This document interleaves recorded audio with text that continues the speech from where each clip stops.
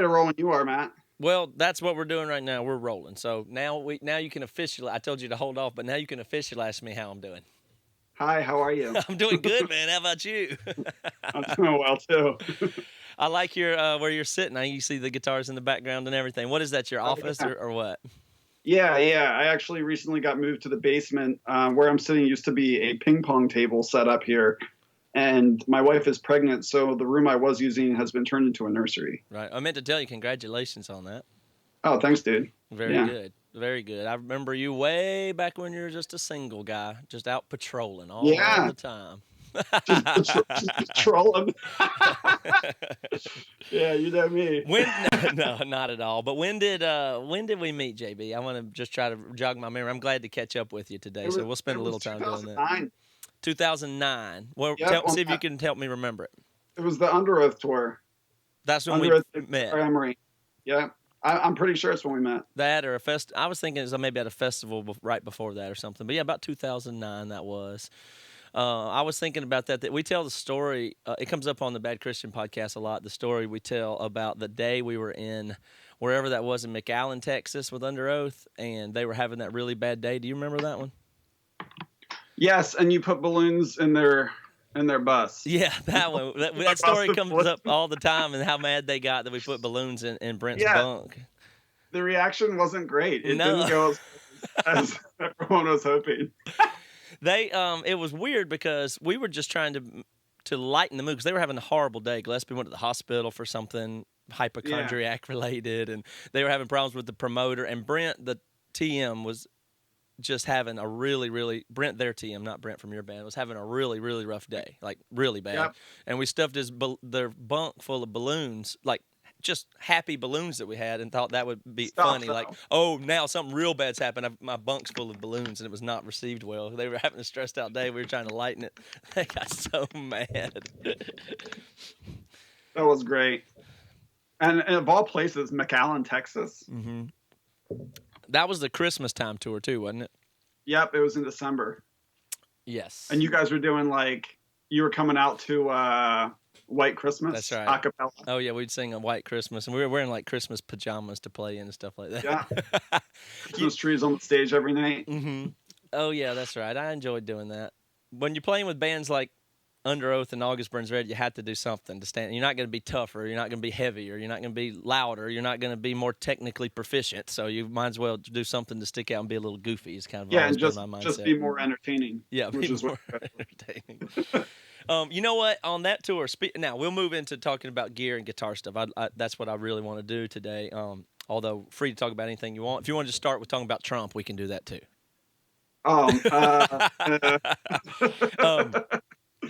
On that tour, I remember, and you may not remember this, but I remember on that tour, I was trying a bunch of different goofy stuff. I'd been recording a lot, and I'd been using amp simulators and things like that. And I took a Sans Amp PSA 1.1 rack thing, and I didn't even take a guitar amp on that tour. I remember I didn't really enjoy it that much, but it was just an experiment kind of for me. I didn't take an amp, nothing, and just used two of those, and was the only guitar, and it was only mixed out of monitors and stuff like that. And I remember Tim from Under Oath laughing his head off at me pretty much every night. But I thought it was a pretty neat experiment, and I think it went overall pretty well. But I abandoned it. I'd been doing, and that was about 2009. Since then, I've noticed you and a bunch of other people have made more and more moves toward amp simulators and virtual amps, and I know Brent was playing a Kemper and stuff like that. So I wanted to start there and talk about that kind of thing. Yeah, well, it sounds like you were actually on the cutting edge of that, dude. Because you were just running a DI signal right to the front of house, right? Yep. And I'd have to get them to mix in monitors just so I could hear myself. I just thought it was just an experiment for me. I'd done a million tours, and I'd been using that and enjoying it in the studio. I thought, could I pull this off with no gear? And I did, but ultimately I didn't continue to do it. But tell me about that. Go ahead. Didn't even bring an amp as a plan B. No plan B. Just rolling dirty. So Brent and I are both running digital amps now. Like you said, he's using Kemper. I'm using an Axe-Fx XL Plus. Mm-hmm. And it's funny you mentioned the DI thing because we're leaving for tour in a week, and I'm running a DI signal to front of house for the first time ever. I did it back in 2012 with an old Axe-Fx, and I never got a good tone dialed in. It kind of soured me on the whole idea for a little while. but I've gotten back into the XFX since I started using it again in 2014. But I was just miking a cab, running my XFX through a mic'd cab. And I've been doing that for years now, but I think our front of house engineer and I finally got, my presets and patches dialed into a place where we're happier with the tone coming from my DI signal than we are coming from the mic'd cab. So when we A/B them, and it actually sounds a lot better, the DI signal than the mic'd cab. So I'm finally taking the plunge and going full DI. So how did you get, what's the reason? I want to talk more about the technicalities of what that is and how it works, but how did you even arrive at moving that direction in the first place? Why not just, what were you playing before? You played 5150 and dual rectifier some, or what did you have before? 5150 forever, to be honest. That's what I played. I still love that amp. We still use it in the studio. I eventually moved to a 6505 Plus, which is just the 5150 Plus, but blah, blah, blah. I love that amp, but it was a real pain to. Basically, my rig was getting too complex with all the pedals and the patch switching that I was having to do. That I needed something. I needed a simpler solution. So I was using this MIDI switching hardware piece called the RG16, made by a company called RJM Music. I think it's now called the Rack Gizmo. And basically what that was it was a pedal looper that also controlled the function switches on my amp. So I could hit one button and have it, button one on my MIDI switcher would be programmed for switching my amp to clean while turning on my compression pedal, my delay pedal, my reverb pedal. I could set it to whatever I wanted. Yeah. And I was rolling with that for a long time. I had a rack shelf with like 8 pedals. So all your pedals were back in your amp rig, not in front of you. Yeah, right. For most of them were, and then I had a MIDI switcher on my board up front. And the problem with that was that I would run into issues traveling overseas. Whenever I'd fly like my B rig of that, it would just get thrashed by baggage handlers and TSA. And I get my rack off of the baggage claim at an airport and open it up. And my pedals are just like all over the place. And it became kind of an obsession for me to like get this thing working where I could fly it and it wouldn't get destroyed by people throwing it.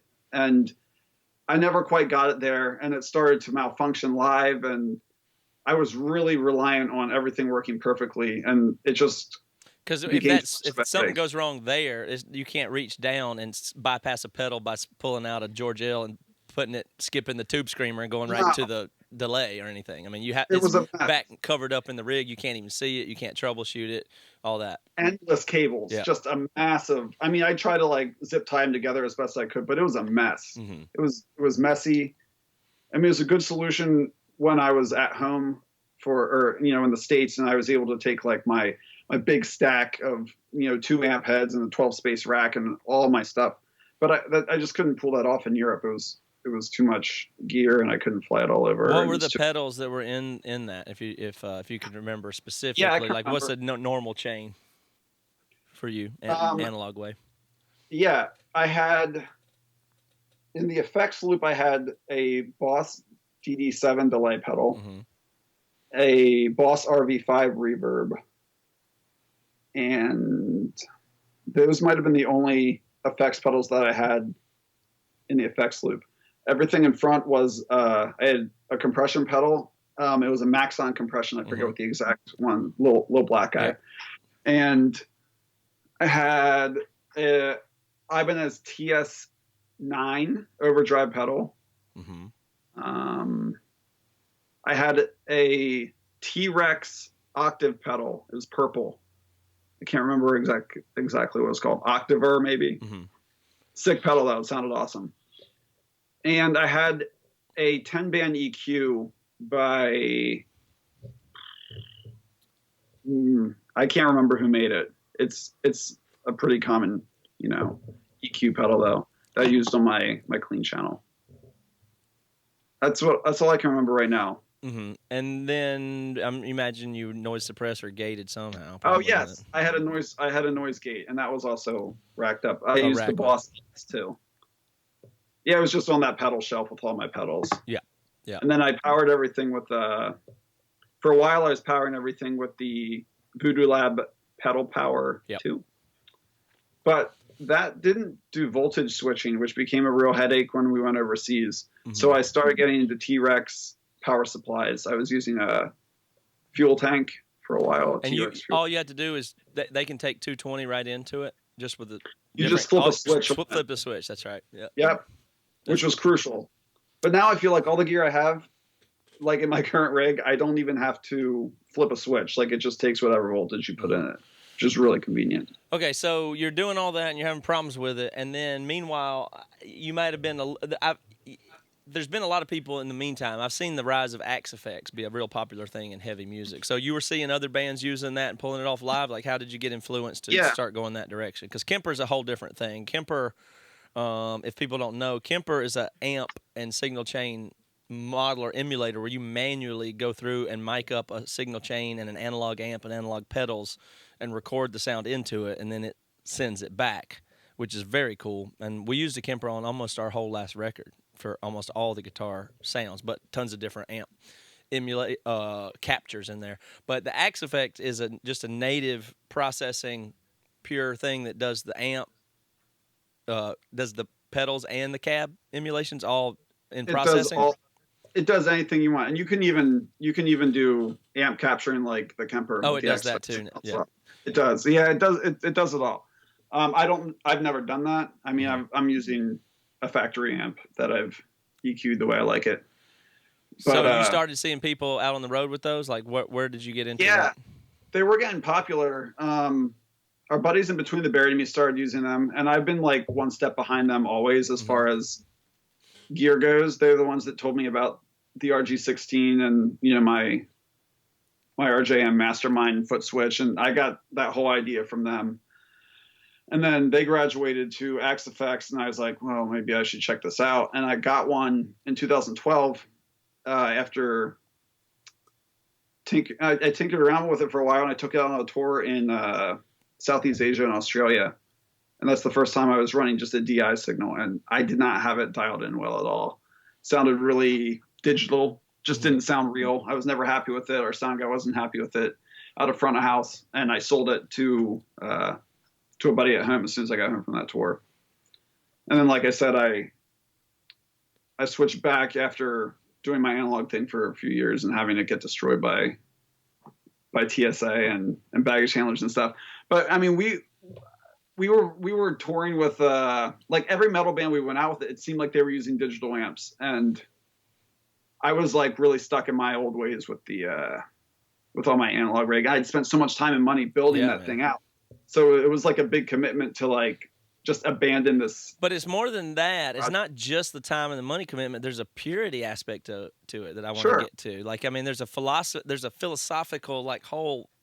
It's just a whole thing there. I mean, like you enter into DSP and processing for rock, guitar, for heavy metal and rock guitar. Something about that many people oppose, and I think anybody that's being honest has to admit that's a new.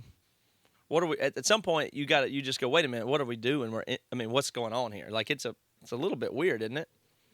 It is weird, but I think it's important to remember that if you get stuck, I mean, things evolve and change and improve always. And music and guitar amplification and pedals and it's no different. I mean, I gave this example to my buddy recently. He was complaining. We were talking about the commissioner of baseball talking about adding for extra innings, putting a runner on second base. Yeah. For starting extra innings. That's just something they're talking about to try to move the game so along. So we don't have so many 15-inning games and go until 2 in the morning. Yeah. Because 15-year-old kids who are stuck on, their attention spans are shorter and they want the games faster, and it's important to keep the next generation involved. Anyways, my buddy's like, oh, that's so dumb. Like, I hate that rule. They have to learn how it was. It's the old way or the highway. And I'm like, dude, like, would you be stoked if Apple stopped making iPhones after the first one? Like, you just want the original? Or like, would you be stoked if we just were still riding around on trains everywhere and no one developed cars? And so things improve and technology pushes forward, and music is no different. Well, there's a parallel there with baseball and music. Baseball is probably the most of any sport that is like that. That they don't want to mess with it. There's a lot of Right. purists. It's about the history and the culture more. NFL changes the rules every freaking year to make sure all the Yeah. time, and they Hey, we have got and they accelerated. need to, and they're successful because of it. Because it's not things don't stay the same anyway. You bring up a good point because things don't stay the same anyway. That's a rule I use for everything: podcasting, music, your marriage, Yeah. whatever it is. Nothing stays the same. It's just a matter of do you want to be in charge of it or not? Do you want to Sure. be driving? It's going to change no matter what. Do you want to be driving or not? But baseball is really bad about people not wanting to change, and music is too. People in music Yeah.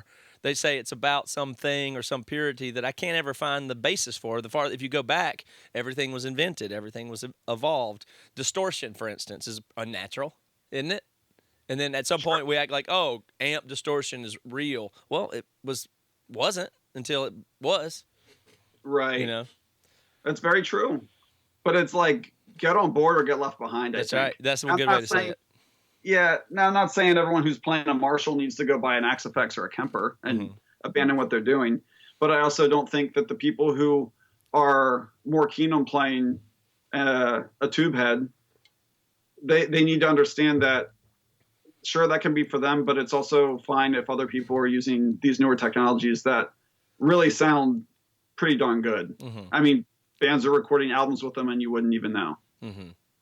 So the thing that I always felt was weird in that whole ball game is the cab emulation and then the mic cab. So the bizarre thing about a guitar signal chain is, if you think about it, if you just want to trace the whole evolution, we'll just do that real quick. I mean, there was just these guitars, and they were simply acoustic guitars or arch tops. And then they were trying to amplify them or put mics on them or whatever, and then they eventually did. And then the first electric guitars were just supposed to sound like acoustics, but they unfortunately couldn't recreate it. And you have that really plinky, clean, happy little sound like Les Paul and Mary Ford or something, that kind of sound, which is pretty neat. It's super clean and real plinky.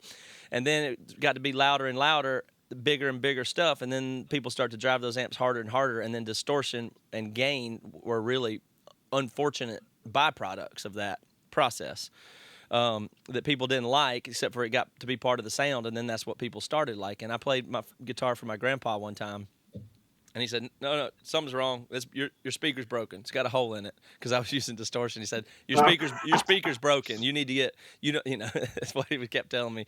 I had a hole in my speaker. But to him, that sounded wrong, and it was not right or whatever. But to me, that's the exact sound I was going for. And then now we start using processing chips and pedals to make distortion, even before it even goes to the amp, and so on and so forth. And then the weird thing about guitar is it goes through into the cab and out of the speaker, which changes it unbelievable. It's probably the biggest transformation almost of a sound. Like a DI, if you plug the line out of a head into a recording device, it sounds horrible, or at least it sounds unnatural, or something you're just simply not used to.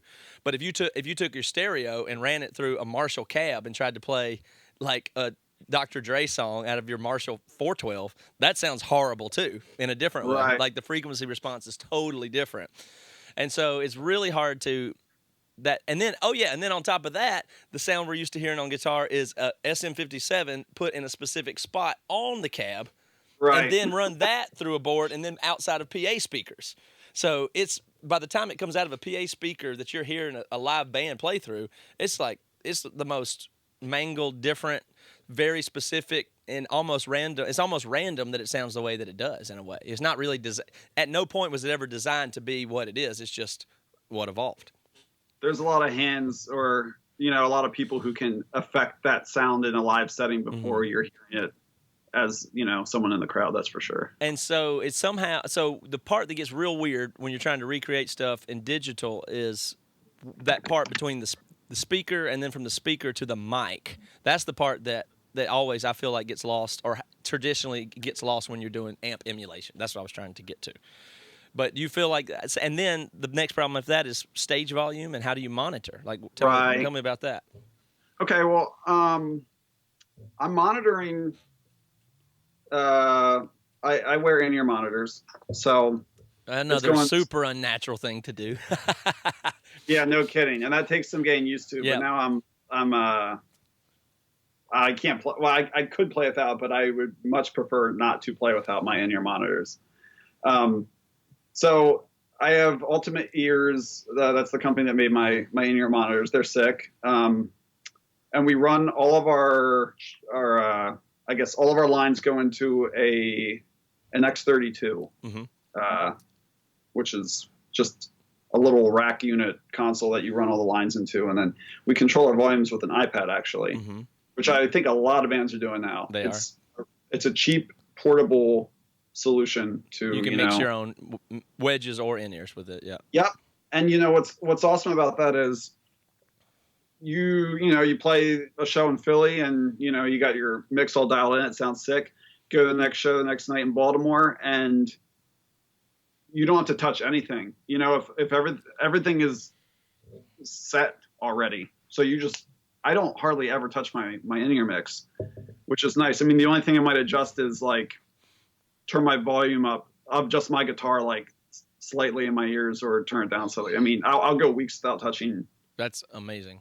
Touching my mix. Are you using stage volume at all? Do you have cabs on stage or powered speakers in the back line or what?